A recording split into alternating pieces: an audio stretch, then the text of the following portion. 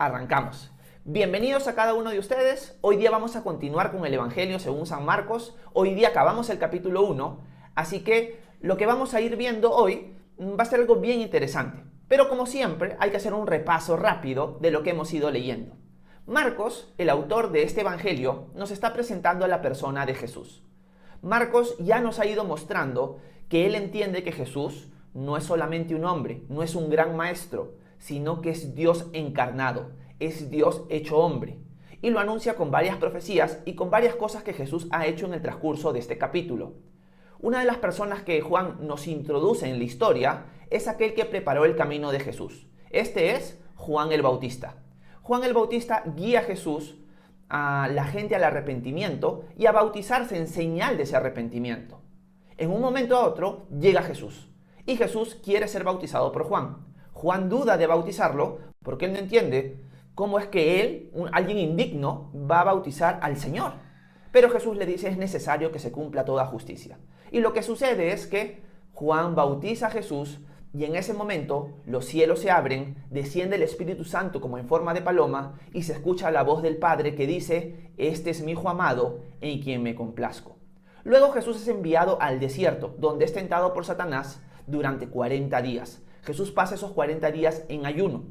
Y hablamos también acerca de eso. Luego lo que vimos la clase antepasada es que Jesús llama a sus discípulos. Están pescando y Él les dice: síganme y yo voy a hacer de ustedes pescadores de hombre. Y lo que vimos el día de ayer fue que Marcos nos está mostrando que Jesús tiene la autoridad sobre el mundo demoníaco, sobre el mundo espiritual, pero también sobre el mundo material. Al punto que Jesús está por encima de las entidades demoníacas, pero también por encima de las enfermedades. Vimos cómo Jesús, con una sola palabra, expulsa a un demonio de un hombre, pero también cómo, por así decirlo, de una sola palabra, sana la fiebre de la suegra de Pedro. Así que vimos dos aplicaciones bien bonitas, que Jesús está por encima de todo el mundo espiritual, pero también por encima de todo problema o enfermedad que pueda haber en este mundo. Él está por encima de eso, Él tiene control sobre eso, Él puede vencer sobre eso. Y eso es lo que vimos en la clase anterior, el día de ayer. Hoy día vamos a acabar el capítulo 1 y vamos a ver qué es lo que Marcos nos sigue relatando de la vida de Jesús. Ya nos ha introducido varias cosas y varios principios de quién es Jesús. Así que leamos los versículos 35 del capítulo 1 en adelante. Miren lo que Marcos nos sigue contando. Dice él: muy de mañana, cuando todavía estaba muy oscuro, Jesús se levantó y se fue a un lugar apartado para orar. Simón y los que estaban con él comenzaron a buscarlo. Y cuando lo encontraron, le dijeron: todos te están buscando. Él les dijo: vayamos a las aldeas vecinas, para que también allí predique, porque para esto he venido. Y Jesús recorrió toda Galilea, predicaba en las sinagogas y expulsaba demonios. Acá vemos un principio muy importante de la vida de Jesús. Imaginémonos, metámonos en la historia, imaginémonos que nosotros somos los discípulos. Nosotros estamos durmiendo, nosotros nos hemos acostado y obviamente estamos sorprendidos de todo lo que hemos visto de Jesús hasta ahora, pero de repente nos levantamos una mañana y nos damos cuenta que Jesús no está. La gente está preguntando por Jesús. ¿Dónde está Jesús? ¿Dónde está? Queremos que haga sanidades, queremos que sane a mi familiar, queremos que expulse al demonio de este hombre que está poseído. Y los discípulos dicen: ¿y dónde está nuestro maestro? Y una de las cosas que los discípulos descubren es que su maestro se levantaba muy temprano para pasar tiempo con su padre. Se levantaba muy temprano para pasar tiempo orando. Si ustedes se ponen a meditar en esto, eso es una lección para todos aquellos que ya seguimos a Jesús. Nuestro maestro es nuestro ejemplo perfecto de alguien que pone como prioridad su vida de oración. Los discípulos nunca se levantaron o nunca pudieron haber dicho: nuestro maestro, nuestro modelo a seguir, nunca ora. Ora muy poco. No, todo lo contrario. La vida de Jesús retaba a los discípulos a entender la importancia de la oración, pero también a lo fundamental que es tener una vida constante de oración. Los discípulos no lo veían como algo, bueno, es algo opcional, o algo que yo hago solamente en momentos difíciles en mi vida, donde ahí es donde yo tengo que orar. Cuando yo he tratado de resolver todo por mi cuenta y no puedo, ahí recién oro. Es la última opción. bueno, ya no nos queda otra solución, hay que orar. No, su maestro, nuestro maestro, nos está enseñando una lección muy importante acá. Lo primero que uno debería hacer es orar. Nuestra prioridad debería ser una vida de oración.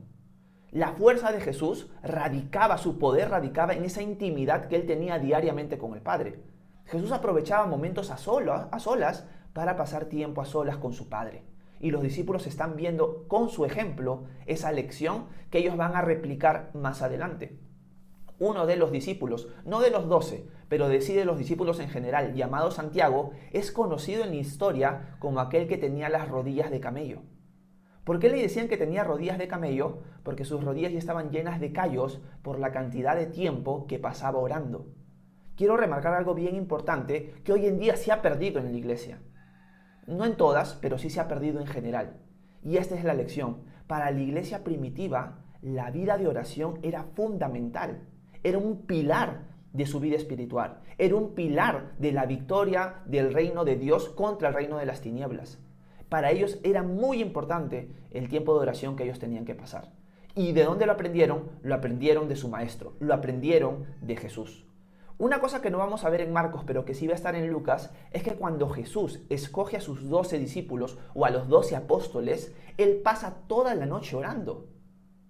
Jesús pasa toda la noche orando antes de tomar la decisión de quiénes iban a ser los 12 que iban a estar más cerca de Él. Imagínense, si Dios hecho hombre tomó o practicó la oración de esta manera, ¿cuánto más nosotros? Por lo tanto, nuestra primera lección que aprendemos esta mañana y en lo que tenemos que meditar y hacer cambios necesarios es la oración. Nuestra vida como discípulos debería ser una vida de oración. Nosotros deberíamos respirar, sudar oración. Eso es algo que todos somos retados, porque nadie de nosotros va a poder decir yo oro lo suficiente. Pero deberíamos buscar crecer en esos tiempos. La verdad es que les soy sincero, mis tiempos de oración a veces crecen, a veces disminuyen, estoy como que un ir y viene. No me gusta eso en mi vida y trato de apuntar siempre a crecer, pero me doy cuenta que estoy fallando un poco en eso yo. Me sincero con ustedes. A veces quisiera orar mucho más y a veces me doy cuenta que no doy la talla. Quiero crear ese hábito. Jesús tenía un hábito y eso es bueno para marcar una vida de oración. Crea un hábito. Busca un tiempo en tu día donde tú puedas separarlo a solas para el Señor. Jesús lo encontraba en las mañanas. Yo personalmente también trato de hacerlo en las mañanas y también tratar de hacerlo un poco en las tardes. Pero es algo que tú tienes que decidir y tienes que crear ese hábito, esa disciplina. Si tú eres un discípulo, tienes que ser disciplinado. Y nuestro Señor nos está enseñando esta mañana lo fundamental que es tener una vida de oración. Más adelante, y ya me estoy lanzando con varias enseñanzas, más adelante Jesús va a decir que tu fortaleza espiritual, al punto de tener el poder de expulsar un demonio, va a radicar en tu vida de oración. Pregúntate, ¿cómo está mi vida de oración? ¿Realmente estoy pasando tiempo a los pies de Jesús? ¿Realmente estoy tratando de crecer en ese tiempo de oración, entendiendo lo valioso que es y el ejemplo tan precioso y tan perfecto que me ha dado Jesús cuando Él estuvo acá en la tierra? ¿O estoy desechando todo eso? Y simplemente digo que soy cristiano, lo sigo, pero mi vida de oración es una vida pobre. No debería ser así. Deberíamos buscar crecer en eso y no quedarnos satisfechos a menos que nuestra vida de oración siga creciendo cada día. Así que los animo a eso. Y yo creo que esa es una lección que para los discípulos quedó bien marcada, al ver a su maestro levantándose todos los días bien temprano para orar. Los discípulos lo buscan, lo encuentran y le dicen, maestro, te están buscando, todos te están buscando para hacer milagros. Y Jesús los cancela, por así decirlo. Y les dice, muchachos, mi propósito principal no ha sido para venir a hacer sanidades. Tenemos que ir a otras regiones, porque yo tengo que predicar ahí. Para eso he venido. He venido para predicar. ¿Qué es lo que Jesús estaba predicando en los versículos anteriores? Arrepiéntanse porque el reino de los cielos se ha acercado. El tiempo se ha cumplido. Jesús estaba anunciando que Él era el Mesías, que el rey del reino futuro ya había llegado, que estaba en medio de ellos y que la gente tenía que volverse a Él. La gente tenía que darle la espalda a su vida lejos de Dios y volverse a Él y seguir a Jesús.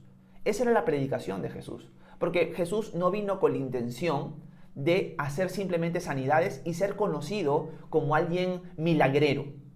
Muchas personas hoy en día tienen la actitud, tienen el pensamiento, tienen la idea de que Dios en este caso Jesús, es alguien que los sirve a ellos para hacer milagros. Entonces yo me acerco a Dios porque yo quiero un milagrito. Pero después que ya me lo hizo, o después que no se dio, mi vida sigue tal cual es. Jesús no vino para que tú entendieras que Él es un genio de la lámpara, ¿no? Froto la lámpara para que salga el genio y me cumpla mis deseos. Jesús no vino con ese propósito y Él no es así. Él vino para predicar arrepentimiento, porque Él entiende que más importante que hacerte un milagro es salvar tu alma. Porque todos nosotros estamos condenados y lo necesitamos a Él. Nosotros necesitamos un Salvador porque estamos condenados por nuestras propias acciones. No hay nadie aquí que pueda decir yo soy perfecto. Todos hemos pecado y por lo tanto estamos destituidos de la gloria de Dios. Porque Dios es justo y va a castigar el pecado. Por lo tanto somos culpables. Necesitamos que alguien nos rescate y Dios por amor lo hizo. Vino a este mundo tomando forma de hombre y Él va a sufrir, en lo que vamos leyendo, el castigo para que nosotros ya no lo recibamos. Va a ser sepultado y resucitar al tercer día para salvarnos y darnos vida eterna. Por lo tanto, Jesús está más interesado, como lo vimos el día de ayer, en salvar tu alma que en sanarte. Pero Él tiene el poder de hacerlo. Y por eso Jesús está poniendo acá la prioridad de la oración, pero también la prioridad del arrepentimiento para las personas. Sí, mi vida tiene que ser una vida de oración, pero la predicación de Jesús es más importante que los milagros que Él hace. Porque Él está más interesado en salvarte que en sanarte físicamente. Así que Jesús les enseña esa lección también a sus discípulos. Y les dice, tenemos que irnos a distintas regiones para predicar ahí, porque para eso he venido. Ahora, dicho esto, continuemos, porque ahora va a aparecer otro personaje en la escena. Y vamos a leer los siguientes versículos, los versículos 40 en adelante, y miren lo que nos cuenta Marcos. Dice él, un leproso se acercó a Jesús, se arrodilló ante él y le dijo, si quieres, puedes limpiarme. Jesús tuvo compasión de él, así que extendió la mano, lo tocó y le dijo, quiero, ya has quedado limpio. En cuanto Jesús pronunció estas palabras, la lepra desapareció y aquel hombre quedó limpio. Enseguida Jesús le pidió que se fuera, pero antes le dijo una clara advertencia. Le dijo, ten cuidado de no decírselo a nadie, más bien ve y preséntate ante el sacerdote y ofrece por tu purificación lo que Moisés mandó, para que le sirva de testimonio. Pero una vez que aquel hombre se fue, dio a conocer ampliamente lo sucedido, y de tal manera lo divulgó que Jesús ya no podía entrar abiertamente en ninguna ciudad, sino que se quedaba fuera en lugares apartados. Pero aún así, de todas partes, la gente acudía a él. Acá se nos introduce a un hombre que sufre de una enfermedad conocida como lepra, una enfermedad que existe hasta el día de hoy. Vi un cálculo que hay más o menos en el mundo 15 millones de personas que sufren esta enfermedad. Para la nación de Israel, un leproso era alguien despreciable porque era una enfermedad que buscaba o guiaba al hombre a salir de la nación de Israel. Si tú eras un leproso ya no podías vivir dentro de los contornos de Israel según la ley de Moisés. Así que el leproso era alguien que vivía apartado en una comunidad apartada, ya no podía reintegrarse a la sociedad, ya no podía ir al templo a adorar, no podía hacer nada. Y la gente tenía que alejarse de los leprosos. Es más, en el libro de Levítico se nos dice que un leproso, cuando veía a otra persona que se estaba acercando a él, él tenía que gritar, inmundo, inmundo, para que la gente supiera que él era leproso e irse en otra dirección. Así que leproso era alguien rechazado por la sociedad por su propia enfermedad. Pero Dios, en el libro de Levítico, en el Antiguo Testamento, le había dado leyes a los sacerdotes para hacer ciertos rituales cuando el leproso fuera sanado. Lamentablemente, en la historia de Israel, nunca un leproso fue sanado de esa manera. Nunca un leproso llegó a ser sanado al punto de ir donde el sacerdote y mostrar que había quedado limpio. Era una enfermedad prácticamente sin cura. Una de las cosas que los rabís de la época decían era que solamente el Mesías iba a ser capaz de sanar a una persona leprosa. Así que este leproso se acerca a Jesús, se arrodilla ante él. Yo pienso que todos los apóstoles, todos los discípulos que están ahí, lo deben haber visto con asco, y le dice, Señor, si quieres, puedes limpiarme. Se arrodilla delante de él. Jesús no lo mira con asco, Jesús lo mira con compasión. Y Jesús no solo lo mira con compasión, sino le dice, quiero, sé limpio. Y no solamente se lo dice, sino lo toca. Pónganse ustedes en las sandalias de este hombre leproso. Todo el mundo te ve con asco, nadie te quiere tocar, pero Jesús, cuando te acercas a Él, no te mira con asco, para nada, sino que Él te mira con compasión. Y no solamente eso, sino te toca para mostrarte que Él sí está interesado en ti, que a Él no le importa la enfermedad porque Él vence la enfermedad, porque Jesús no se contamina con nosotros, Él nos limpia. A veces nosotros pensamos, si yo me acerco a Dios, es como que Él va a sentir repugnancia por mí. No, cuando tú te acercas a Dios, sucede todo lo contrario, Él te limpia a ti. En el caso del leproso, Jesús lo toca y Jesús no se contamina. Jesús lo toca y el leproso es sanado. Pero ¿se dan cuenta la muestra de amor que Jesús le está dando a este hombre rechazado por la sociedad? Esa muestra de amor es la misma que Él tiene para ti y para mí. Él también nos mira con compasión, Él también nos toca con amor. Ese es el deseo de Él para su creación. Y el leproso recibe ese acto de amor en ese momento. Y queda sanado.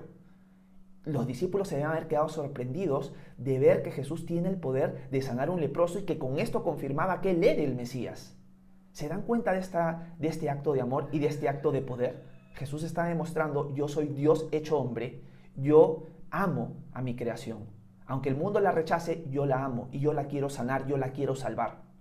Pero le dice al hombre, mira, nosotros estamos bajo la ley de Moisés, Jesús era un judío, estaban bajo la ley, tienes que presentar ciertas cosas ante el sacerdote. Por favor, no le cuentes a nadie lo que he hecho contigo. ¿Por qué? Porque Jesús, como ya lo dije, no quería ser conocido como un hacedor de milagros, sino como alguien que ha venido a morir por nosotros en la cruz. Él ha venido como el Mesías, el Salvador, el siervo que muere en nuestro lugar. Así que le dice, por favor, no le cuentes a nadie, anda, preséntate al sacerdote, para que el sacerdote, que es alguien religioso, con una religión lamentablemente muerta ahorita, se dé cuenta de que por primera vez en la historia un leproso es sanado de esta manera. Porque hubieron en el Antiguo Testamento algunas personas que fueron sanadas de lepra, como Naamán el sirio o como Miriam, la hermana de Moisés, pero son casos aparte y en el caso de Miriam es antes de que la ley se promulgara. Entonces es algo único en este momento. Y Jesús le dice, anda, preséntate al sacerdote, obedece lo que está en la ley, pero eso también le va a servir de testimonio a ellos de que el Mesías está aquí. Y que ellos van a tener que reconocer que a la persona que ellos esperaron ya está aquí, soy yo. Pero lamentablemente, este hombre, en su emoción, yo lo comprendo, le empieza a contar a todos lo que Jesús ha hecho. ¿Qué desencadena eso? Que la gente se acerca a Jesús de una manera abrupta, pero también de una manera equivocada. Porque se van a acercar a Jesús por lo que pueden obtener de Él en este mundo físico. Pero no porque están arrepentidos por sus pecados, no porque realmente desean salvación, no porque realmente desean humillarse delante de Él, sino porque quieren sacar algún provecho de Él. ¿Se dan cuenta la diferencia? Y Jesús dice que ya no podía estar dentro de las ciudades porque la gente se le venía encima y Él tenía que estar en lugares apartados. Pero aún así la gente se acercaba donde estaba Él y Jesús les predicaba. Porque como vimos en el pasaje o en el párrafo anterior, Jesús no vino con la intención principal de sanar, sino vino con la intención principal de salvar, de venir a morir en nuestro lugar, de darnos el acceso al Padre, de acercarnos a Él por medio de su muerte y su resurrección. Jesús va a decir, yo soy el camino, la verdad y la vida. Nadie viene al Padre sino por mí. Así que Jesús ha dejado un principio bien claro en estos dos pasajes que hemos visto el día de hoy. Él está más interesado en guiar a las personas al arrepentimiento y a salvarlas que a sanarlas físicamente, que es algo que también vimos ayer. Pero además también vimos la importancia que era para Jesús y por lo tanto para nosotros tener una vida de oración. Y una de las cosas que resalto para terminar ahora sí es el amor que Dios tiene para con nosotros. En cierto sentido, la lepra es un símbolo del pecado en el ser humano. Es como si nosotros espiritualmente fuéramos leprosos. Y estamos condenados con esa lepra. Somos pecadores, así de sucios somos. Delante de Dios somos leprosos por nuestro pecado. Pero lo que Jesús desea es que nosotros nos acerquemos a Él, nos postremos delante de Él y le digamos, Señor, si quieres, límpiame. Y el Señor te va a decir a ti, si quiero, sé limpio. Y te va a tocar. Porque eso es lo que sucede cuando tú te acercas a Jesús en arrepentimiento y fe. Él te limpia y es una limpieza que viene de adentro hacia afuera. no de afuera hacia adentro. Es una limpieza espiritual. Él te da una vida nueva. Es la vida nueva que Él me ha dado a mí, porque yo vine y me postré ante Él. Y le dije, Señor Jesús, yo soy un leproso espiritual delante de ti. No soy bueno. Por favor, Señor, límpiame, sálvame. Y el Señor dijo, quiero, Horacio, sé limpio. Él puede hacer lo mismo contigo. Así que personalmente considero que debemos acercarnos a Jesús diariamente de esa manera para ser limpiados con su toque. Ya habiéndolo seguido o aún no.